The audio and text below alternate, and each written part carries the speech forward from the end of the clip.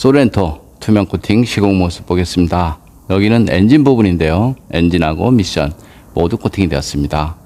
투명 코팅 하기 전에 이런 부분에 누유가 있는지 반드시 검수가 필요하죠. 이런 부분에 누유가 생겨버리면 엔진 미션을 탈착을 해서 수리를 해야 되기 때문에 신차했을 때 반드시 검수가 필요합니다. 여기 앞쪽 프론트 부분 모두 코팅이 되었습니다. 이런 홀 안쪽에는 투명 코팅제와 이노왁스를 이용해서 안쪽에 시공이 되었고요. 여기 자세히 보시면 용접 부분 페인트가 조금씩 까져 있습니다. 여기는 녹이 난 것이 아니고요. 용접품 색상이 노랗다 이렇게 보시면 됩니다.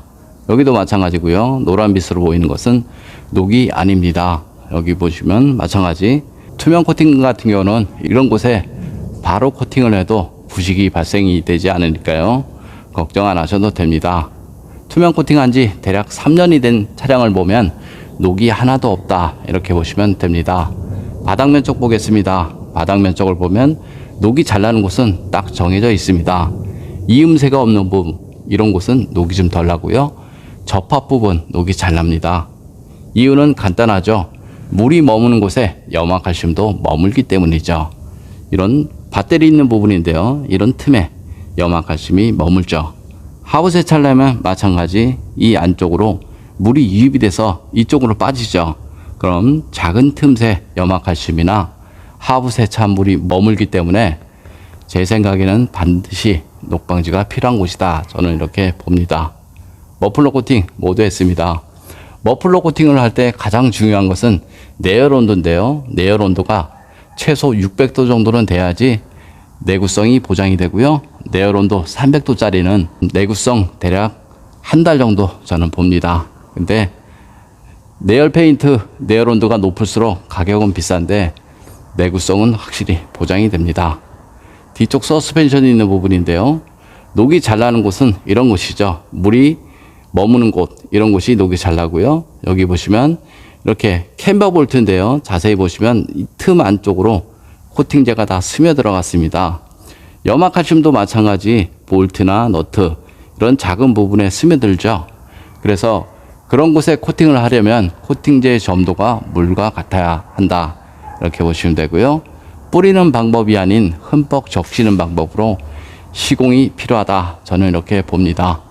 여기는 뒤쪽 힐하우스 있는 부분인데요. 이런 곳은 물이 흐르는 곳이죠. 그래서 녹이 덜 나고요. 여기 자세히 보시면 이런 틈새가 있습니다. 염화칼슘이 흐르면서 차체 속으로 바로 들어가죠. 그래서 여기 부식 부분에 녹이 나는 경우도 많이 있습니다. 남들은 하부 세차로 자동차 부식 방지를 한다 이렇게 말하시는 분들이 많이 있는데요. 철로 된 자동차에 물을 뿌리면 녹이 발생이 됩니다. 절대로 자동차 부식 방지하고는 거리가 멀다 이렇게 보시면 되고요.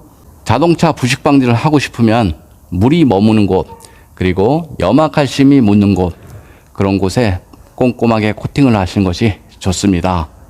코팅 나라 보증에 대해서 잠깐 설명드리겠습니다.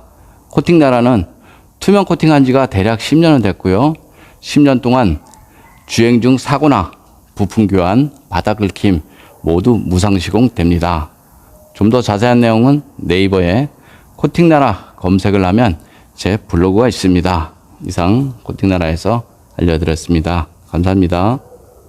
소렌토 엔진 코팅 시공 모습 보겠습니다. 앞쪽 플라스틱 부분 코팅을 하게 되면 먼지 부착률이 적어서 엔진룸이 깔끔하죠.